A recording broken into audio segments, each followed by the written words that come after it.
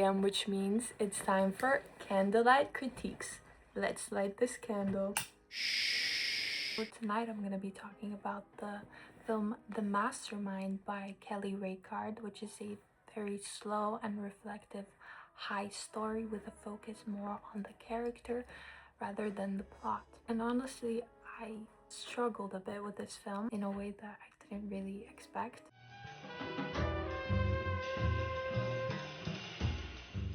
It's a heist film, but not like the heist films you've probably seen before, and I just don't think that this like slow pace was for me. The film embraces this like slow and realistic pacing. It avoids the typical heist tropes, but in doing so, it kind of loses its suspense. It feels like it sacrifices this heist suspense. So the mastermind follows James Blaine, JB Mooney. He's like this moody, restless man played by the brilliant Josh O'Connor. It is set in 1970s where JB is a bored family man which lives in a suburban neighborhood, and he feels like this life doesn't match his ambitions. So he decides to do something more and creates a plan to steal 4 Arthur Dove paintings from a local museum. So as with many Reichardt films, it focuses on the character and observation rather than the plot.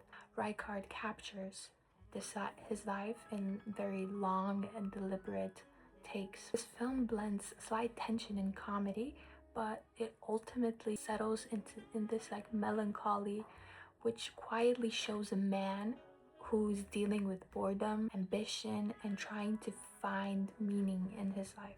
Reichardt herself frames the film as an exploration of expectation and curiosity, a quiet observational approach to this genre that resists its conventions. It's less about the thrills and more about experiencing the world in like this slow and deliberate time. I feel like, yeah, the pacing is intentional, the shots linger, and characters move and speak as if you're like observing them, observing the life, and not like this heist crime plot. The long takes capture JB calculating and pondering about his moves silently, especially in the first minutes of the film. The music adds this subtle intrigue, but the tension for me didn't really land. I do find the character interesting, watching him think and plan very quietly and slowly and move through his world. It is very compelling, and I can appreciate that because crime in reality isn't like dramatic explosions. It's more like quiet and mundane, and at times a bit messy. The thing is that sometimes the stillness can work, but this time it just made me more aware of the time passing. The theft occurs only 30 minutes in, which lasts just for like 8 minutes, and then it takes another 8 minutes just for him to hide the painting, which felt unnecessarily long. It felt more than 8 minutes. I was waiting for more suspense, but it never really arrived.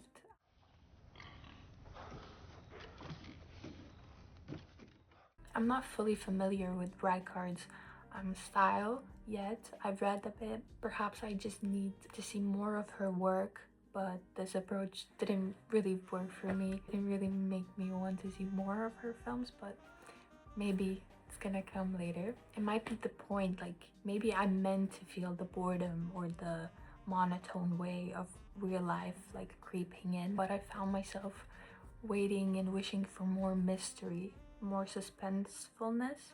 It puts me in this like weird space because I'm appreciative of what the film is doing, while at the same time I was wanting something more. While I found the pacing quite challenging, on the bright side, I can't deny that the film is visually beautiful. Every frame feels very intentional, and the shadows fall on their faces in a way to make the characters seem isolated. The stillness emphasizes this like calculation, and the quiet compositions make every gesture, every movement very meaningful.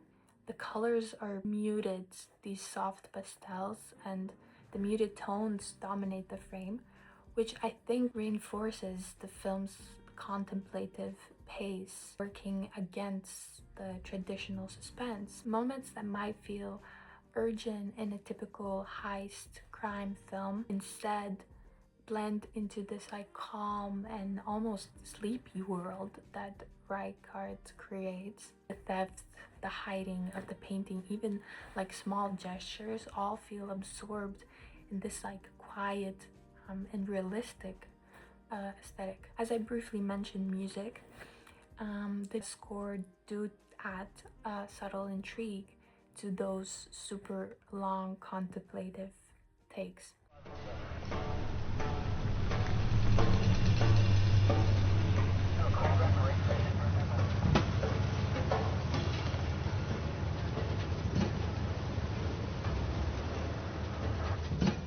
So in a way, cinematography kind of rewards this patience, like you notice more with each lingering shot, even if the pacing might test your attention. It kind of becomes this film that you notice more with each pause. I feel like that's part of the artistry. It's like patient and careful and beautiful. It reminds you that cinema can communicate emotions silently, and it doesn't have to have like clear cues. Maybe the problem is not the film, maybe it's just me because I've been trained by action and heist conventions and this tension that builds and releases these like high stakes. The Mastermind is not that. It's like quiet, still, it's like very methodical, and Reichardt isn't interested in following those expectations. He wants to explore life in like a measured and observational way, focusing more on the character and the world around them. And that can be fascinating, but for me personally, the pacing didn't really resonate as strongly as I wanted. Perhaps I am the genre victim here, and that's fine. So would I recommend it? Yes, if you're more into slow-paced and observational, reflective cinema, and you're in the mood to be patient and just want to watch something aesthetically pleasing.